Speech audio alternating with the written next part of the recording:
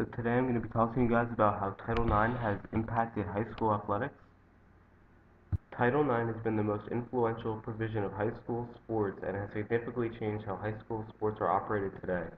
Title IX has increased high school participation mainly for the female athlete population. Title IX's main goal is to provide student athletes with a fair playing field and give them abundant opportunities to participate. Title IX has helped change a lot of different policies that were unfair to women and girls and has also helped lessen the gap between male and female high school athletics. So what is Title IX? Title IX is a law passed in 1972 that requires gender equity for boys and girls in every educational program that receives federal funding. Title IX is best known for its impact on high school and collegiate athletics. The original statute made no explicit mention of sports.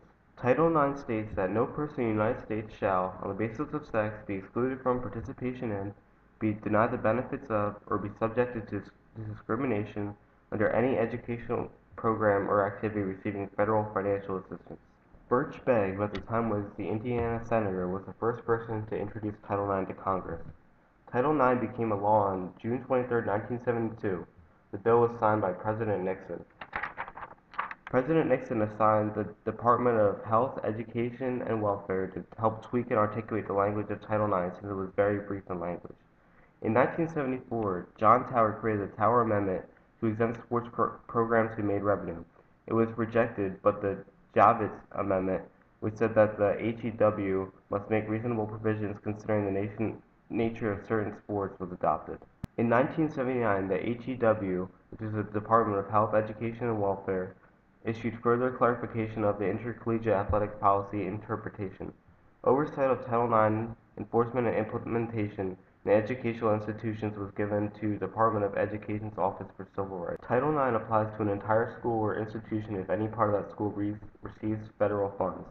The regulations implementing Title IX require all universities receiving federal funds to perform self-evaluations of whether they offer equal opportunities based on sex, and to provide written assessments to the Department of Education that the institution is in compliance for the period that the federally funded equipment or facilities remain in use. Factors that need to be evaluated for compliance with Title IX are whether the selection of sports and levels of competition effectively accommodate the interests and abilities of members of both sexes, the provision of equipment and supplies, scheduling of games and practice times, travel and per diem allowance, opportunity to receive coaching and academic tutoring on mathematics only, assignment and compensation of coaches and tutors, provision of locker rooms, practice and competitive facilities, provision of medical and training facilities and services, provision of housing and dining facilities and services, and publicity. Title IX compliance includes a three-part test. The first prong, which is providing athletic participation opportunities that are substantially proportionate to the student enrollment. This prong of the test is satisfied when participation opportunities for men and women are substantially proportionate to their respective undergraduate enrollment.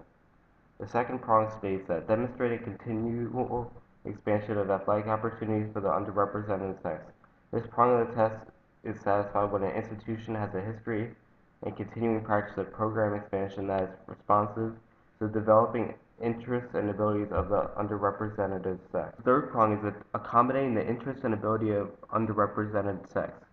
This prong of the test is satisfied when an institution is meeting the interests and abilities of its female students, even where there are disproportionately fewer females than males participating. Now we're going to talk about the impact of Title IX. The increased exposure of female sports led to increased dominance by males of the governance of women's athletics. Advocates of Title IX's current interpretation cite increases in female athletic participation and attribute those increases to Title IX. A 2009 study of intercollegiate athletics showed that women's collegiate sports had grown to 9,101 teams, or 8.65 per school. A guideline announced by Vice President Joe Biden on April 4, 2011 on sexual harassment or violence required that institutions conduct investigations and discipline on the preponderance of evidence standard, rather than that of beyond reasonable doubt. The use of such standard by the University of North Dakota has been criticized by the Foundation for Individual Rights in Education in the case of Caleb Warner, who was suspended for 3 years in January 2010 on the basis of a report by a complainant who was subsequently charged with filing a false report by state police, a decision which the university has refused to reconsider. The National Federation of High School Association, or NFHS, reports that in 2010-2011 there were 4,494,406 boys and 3,173,549 girls participating in high school athletics. The American Sports Council has sued the Department of Education, seeking a declaratory judgment that its policy interpreting Title IX's requirements for equity and participation opportunities is limited to colleges and universities.